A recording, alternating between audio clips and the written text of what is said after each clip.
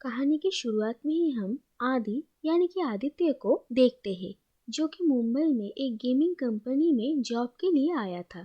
और railway station में वो अपने सामने वाले प्लेटफॉर्म में एक लड़की को देखता है, जो कि एक लड़के के साथ झगड़ा कर रही है। और उसके बाद वो सामने आते हुए ट्रेन के सामने जंप करने की कोशिश करती है। और ये देखकर दूसरी तरफ से आदि उसे आवाज लगाता है और वहां से हट जाने के लिए कहता है। और तभी उसके सामने ट्रेन चली आती है। और ट्रेन के जाने के बाद आदि देखता है कि वो लड़की वहां से जा चुकी है। उसके बाद आदि अपने फ्रेंड्स के साथ गोपी श्रीवास्तव के घर जाते हैं। गोपी श्रीवास्तव आदि के बड़े भाई की सीनियर थे।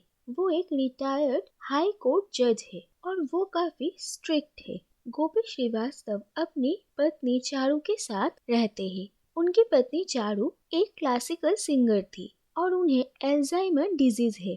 उसके बाद अगले दिन जब आदि ऑफिस जाता है, तब आदि के एक दोस्त उसे अपने बॉस को उसके मुंबई 2.0 नाम के एक गेम के आइडिया के बारे में बताने के लिए कहता है, जिसके बारे में आदि कुछ दिनों से ही सोच रहा था। और आदि का ये आइडिया सुनकर उसके बॉस को काफी अच्छा लगता है और वो उसे लॉस एंजलिस में होने वाले एक कंपटीशन के लिए इस गेम का एक प्रोटोटाइप बनाने के लिए 5 महीने का वक्त देते हैं। उसके बाद आदि की एक फ्रेंड जेनी की शादी में वो स्टेशन पे मिली हुई उस लड़की को देखता है और वो लड़की भी आदि को देखती है। और फिर वो दोनों एक दूसरे से बात करते हैं और उस लड़की का नाम है तारा अग्निहोत्री। तारा कहती है कि वो आर्किटेक्चर की स्टडीज के लिए पेरिस जाने वाली है और आदि कहता है कि उसे मिलीनियर बनना है, इसीलिए वो यूएस जाना चाहता है। और उन दोनों में एक चीज कॉमन थी, वो दोनों ही शादी में यकीन नहीं रखते हैं। और तारा आदि से ये भी कहती है कि उस दिन रेलवे स्टेशन में वो अपने एक्स बॉयफ्रेंड को अपनी जिंदगी से दूर करने के लिए ट्रेन के सामने जंप करने का नाटक कर रही थी, क्योंकि उसका वो बॉयफ्रेंड उससे शादी करने के लिए फोर्स कर रहा था, लेकिन तारा को शादी नहीं करनी है। इसके बाद से ही तारा और आदि दोनों एक दूसरे से मिलने लगते हैं और वो दोनों अच्छे दोस्त बन जाते हैं और वो एक साथ मुंबई शहर घूमते हैं। उसके बाद तारा आदि से कहती है कि उसे ऑफिस के कुछ काम के लिए अहमदाबाद जाना पड़ेगा। और ये बात सुनकर अगले दिन आदि भी तारा के साथ अहमदाबाद चला जाता है। तारा वहाँ पर अपने कलीग्स के साथ काम कर रही थी और आदि तारा के आसपास ही मौजूद था। उसके बाद तारा आदि को साबरमती आश्रम लेकर जाती है और वो कहती है कि उसके पापा यहाँ पर आया करते थे। और तारा ये भी कहती है कि वो जब 7 साल की थी तब उसके पेरेंट्स का डिवोर्स हो गया और अपने पेरेंट्स की ये अनसक्सेसफुल शादीशुदा जिंदगी को देखकर ही उसने ये फैसला लिया है कि वो कभी शादी नहीं करेगी।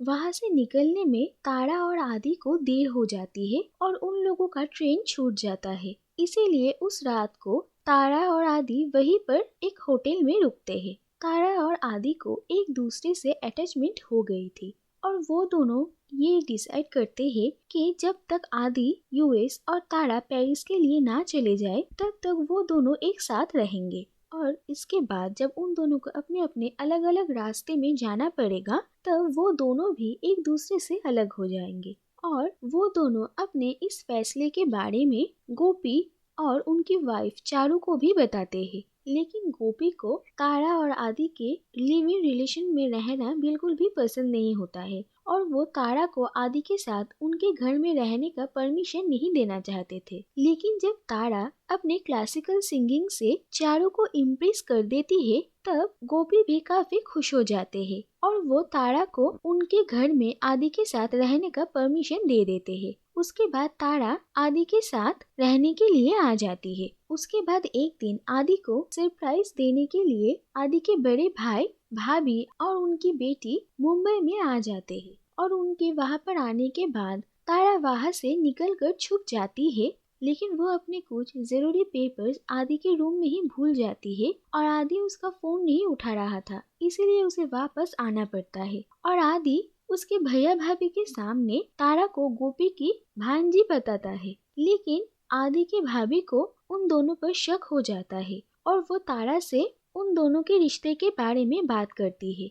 और तारा आदि की भाभी को भी ये साफ साफ बता देती है कि वो दोनों जब तक अपने अपने ड्रीम्स पूरे करने के लिए यूएस और पेरिस ना चले जाए, वो दोनों तब तक ही एक दूसरे के साथ है। लेकिन उन्हें तारा और आदि का ये डिसीजन कुछ खास पसंद नहीं आती है और वो तारा को कहती है कि उन लोगों का ऐसे एक साथ रहना आगे चलकर उन लोगों के लिए प्रॉब्लम्स क्रिएट कर सकती है, जब उन लोगों के लिए अपने करियर और अपने प्यार के बीच किसी एक को चुनना मुश्किल हो जाएगा। आदि के फैमिली के वहां से जाने के बाद तारा और आदि एक दूसरे के साथ खुशी खुशी रहने लगते हैं और वो दोनों एक दूसरे के साथ और भी ज्यादा अटैच्ड हो जाते हैं। उसके बाद पेरिस के इंस्टीट्यूशन में तारा का एडमिशन हो जाता है और कुछ ही दिनों में उसे वहां पर जाना पड़ेगा। और इस बात से तारा एक ही साथ खुश भी थी और दुखी भी थी और वो गोपी को इसके बारे में बताती है। और जब गोपी उनसे पूछते हैं कि उसके लिए उसका करियर और आदि में से कौन ज्यादा इम्पोर्टेंट है, तो तारा कहती है कि आदि को छोड़कर इतने दूर जाने का फैसला करना उसके लिए काफी मुश्किल है।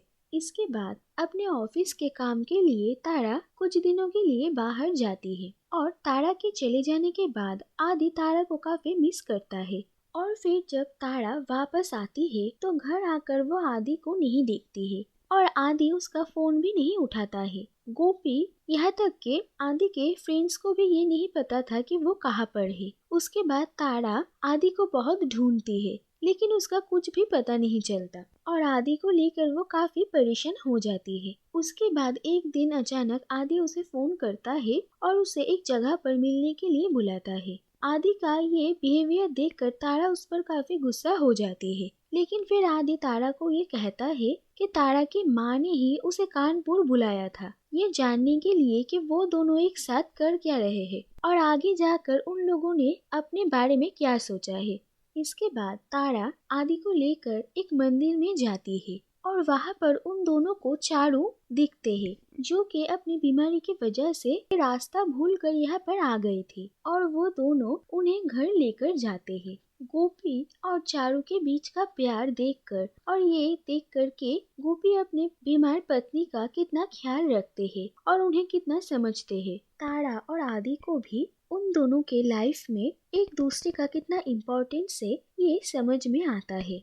इसके बाद तारा की माँ आदि के भैया के घर में तारा और आदि की शादी की बात पक्की करने के लिए चली जाती है और इस बात से आदि के भैया काफी हैरान हो जाता है क्योंकि उन्हें तारा और आदि के बारे में कुछ भी नहीं पता था। और ये बात सुनकर तारा अपनी माँ पर काफी गुस्सा हो जाती है और उन्हें फोन कर कर बहुत ही बुरा भला सुनाती है। तारा और उसकी माँ की रिलेशन पहले से ही ठीक नहीं थी और उसकी जिंदगी में उसकी माँ का इतना इन्वॉल्व होना उसे बिल्कुल भी पसंद नहीं था। इसके बाद आदि का गेम मुंबई 2.0 लॉस एंजलिस के कंपटीशन में सिलेक्ट होता है, जिसका मतलब ये है कि अब आदि को यूएस जाना पड़ेगा। उसके बाद आदि अपने फ्रेंड जेनी को ये कहता है कि उसके लिए तारा को छोड़कर यूएस जाना काफी मुश्किल होगा और तारा भी इस बात से काफी अपसेट होती है, लेकिन वो दोनों ही अपने अपने फीलिंग्स के बारे में एक दूसरे से नहीं कह पाते हैं। और आदि के यूएस जाने के लिए अभी भी 10 दिन बाकी थे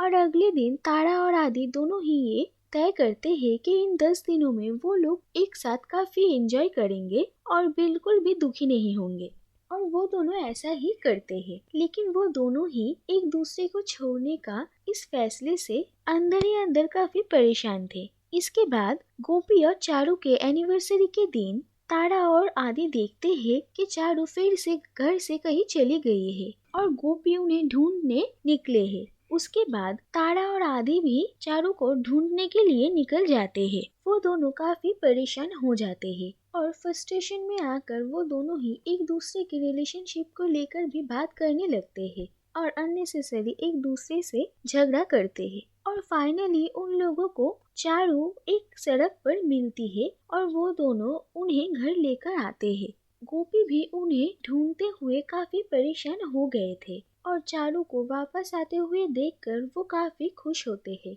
और उसके बाद वो उनकी देखभाल करते हैं। और इसी बीच आदि फाइनली तारा को शादी के लिए पूछता है और आदि तारा से कहता है कि उन दोनों को अपने अपने सपने पूरे करने जाने से पहले एक दूसरे से शादी कर लेना चाहिए। उसके बाद तारा और आदि दोनों गोपी के घर में ही शादी कर लेते हैं और वो दोनों काफी खुश होते हैं। और शादी के बाद आदि यूएस चला जाता है और उसके कुछ दिनों बाद तारा भी पेरिस चली जाती है और वो दोनों ही एक दूसरे के टच में रहते हैं और अपने अपने सपने पूरे करने में लग जाते हैं और उस दिन का इंतजार करते हैं जिस दिन वो दोनों फिर से एक साथ रह पाएंगे। और आखिर में वो दोनों ही अपना अपना सपना पूरा करते हैं और वापस एक दूसरे के पास चले आते हैं और एक साथ अपनी फैमिली शुरू करते हैं।